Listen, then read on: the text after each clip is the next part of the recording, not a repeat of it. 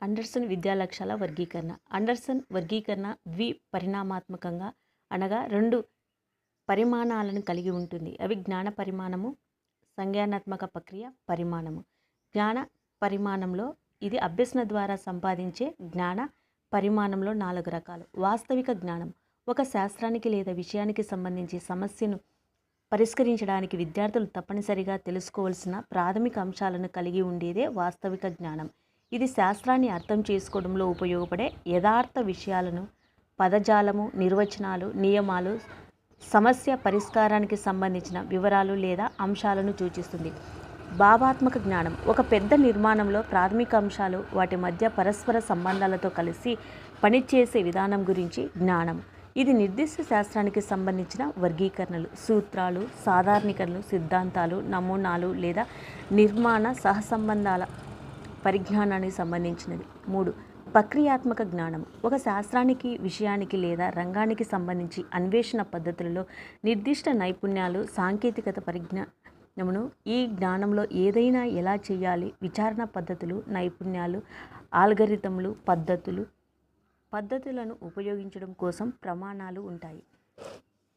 4వది అది సంజ్ఞానాత్మక జ్ఞానం. వ్యక్తి తన స్వంత జ్ఞానం గురించి అవగాహన కలిగి ఉండటమే అతి సంజ్ఞానాత్మక జ్ఞానం. విద్యార్థి తాను ఎంతవరకు నేర్చుకున్నాడో తెలుసుకోవడము, తద్వారా సంజ్ఞానాత్మకతను సంబంధించి జ్ఞానం కలిగి ఉండడం జరుగుతుంది. ఇది సమస్య పరిష్కారం, సందర్భోచిత ప్రవర్తన, సంజ్ఞానాత్మక విధుల గురించి వ్యూహాత్మక జ్ఞానాన్ని తెలుపుతుంది. సంజ్ఞానాత్మక ప్రక్రియ పరిమాణం.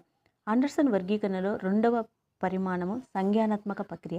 ఇది జ్ఞాన సముపార్జనలో ఉపయోగపడుతుంది.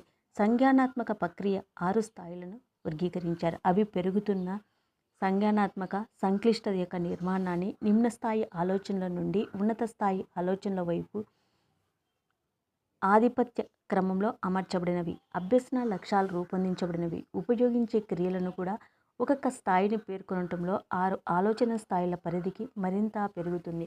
1వది మనం తీసుకుంటే జ్ఞాపకం ఉంచుకోవడం. దీనిని గుర్తుంచుకోవడం అంటారు. మెదడులో నిక్షిప్తమైన దీర్ఘకాలిక జ్ఞాపశక్తి నుండి సంబంధించిన జ్ఞానాన్ని తిరిగి పొందడం. గుర్తుంచుకోవడము, ఇందులో చెప్పడము, జాబితాను చేయడము, విశదీకరణ, సంబంధించడము, స్థాన నిర్దేశన, రాయడము, కనుగొనడము, పేర్కొనడము, పేరు, గుర్తు, పునఃస్మరణ, నిర్వచించడము, జతపరచడము, పునరుత్పత్తి చేయడము.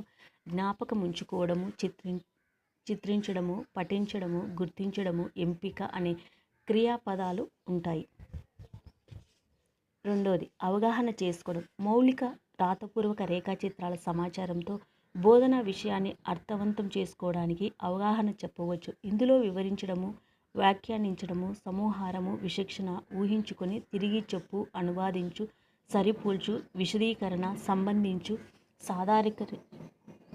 సాధారణీకరించు, సంగ్రహపరచు, స్వంత పదాలను పేర్కొనడము, భావానువాదము, మార్పు, ప్రదర్శించు, అధిక సమాచారాన్ని కనుగొనటము అనే క్రియాపదాలు ఉంటాయి. అన్వయించడం వివిధ సందర్భాల్లో ప్రక్రియలను, సమాచారాన్ని ఉపయోగించడం లేదా వినియోగించడం. ఇందులో ఇమిడి ఉన్న క్రియాపదాలు పరిష్కరించడం, చూపడం, ఉపయోగించడం, ఉదాహరణతో వివరించడం, నిర్మించడం, పూర్తి చేయడం, పరీక్షించడం, వర్గీకరించడం, ఎంపిక చేయడం, వ్యాఖ్యానించడం, సమూహపరచడము, మార్చడము, అన్వయము, ఉత్పత్తి చేయడము, అనువాదించడము, లెక్కించడము, నేర్పు, రూపాంతరము, ఆచరణలో పెట్టడం.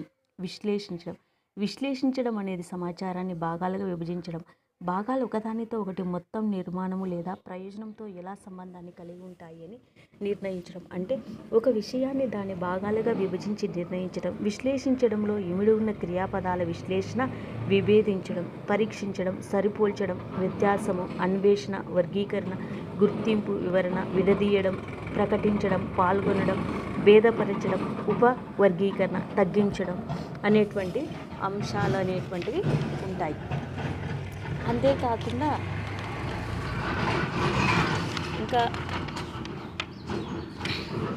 ఇంకా ఏమున్నాయంటే మూల్యాంకనం చేయడం అనేది విషయాలు, ప్రమాణాల ఆధారంగా తీర్పులు చేయడం భాగంగా ఉంటుంది. అంటే అభిలక్షణలు, ప్రమాణాల ఆధారంగా తీర్పులు ఇవ్వడం. ఇందులో న్యాయ నిర్ణయం, ఎంపిక, నిర్ణయించు, సంవర్తించు, వాదించు, సరిచూచు, తర్కించు, సిఫారసు చేయు, అంచనా వేయు, చర్చించు, ప్రాధాన్యమిచ్చు, నిర్ధారించు, అపేక్షించు, మూల్యాంకనం చేయు, విమర్శించు, పర్యాలోచించు, అంచనా వేయు, సంవర్తించు అనే క్రియాపదాలు ఉంటాయి. సృష్టించడం అంశాలను లేదా విషయాలను సంలీనం చేసి తదనుగుణంగా ఒక సంపూర్ణ క్రియాత్మక నిర్మాణాన్ని రూపొందించడమే అంశాలను ఒక కొత్త నిర్మాణంగా పునర్వ్యవస్థీకరించడం జరుగుతుంది. ఇందులో సృష్టించడము, కనిపెట్టడము, కూర్పు, అంచనా వేయడం, పథకము, ఆకృతి నిర్మాణము, ప్రాతిపదన ఊహించడం, పరికరము, సూత్రీకరణ, కలపడము, పరికల్పన చేయడము, ఉద్భవించడము, చేర్చడము, దురాలోచన అనే క్రియాపదాలు కూడా ఉంటాయి. ఇవి జ్ఞాన పరిమాణాన్ని సంజ్ఞానాత్మక ప్రక్రియ పరిమాణాల అనుసంధానం. అండర్సన్ వర్గీకరణలో ద్విపరిణామాత్మక రేఖాచిత్రంలో సంజ్ఞానాత్మక ప్రక్రియ పరిమాణాన్ని క్షితిజ సమాంతరపై ఎక్స్ అక్షంపై, జ్ఞాన పరిమాణాన్ని లంబతలంపై వై అక్షంపై చూపించడం జరుగుతుంది. ఈ పరిమాణాత్మకంగా వర్గీకరణ ఉపయోగించి లక్ష్యాలు, కృత్యాలు, జ్ఞాన ప్రక్రియను సంజ్ఞానాత్మక ప్రక్రియతో జతపరచవచ్చు. ఒక పరిణామంలో ఉపవిభాగాలు విస్తృతమైనవి, నిర్దిష్టమైనవి. పై రెండు పరిణామాలను పరస్పర సంధానం వల్ల 24 విభాగాలు ఏర్పడాయి. ఇప్పుడు మనం దిగువ చూపించిన విధంగా జ్ఞాన సంజ్ఞానాత్మక పరిమాణాలను త్రిమితీయ చిత్రంలో పట్టిక రూపంలో నిర్మించవచ్చు. ఇక్కడ ఉన్నాయి చూడండి ఈ చిత్రంలో.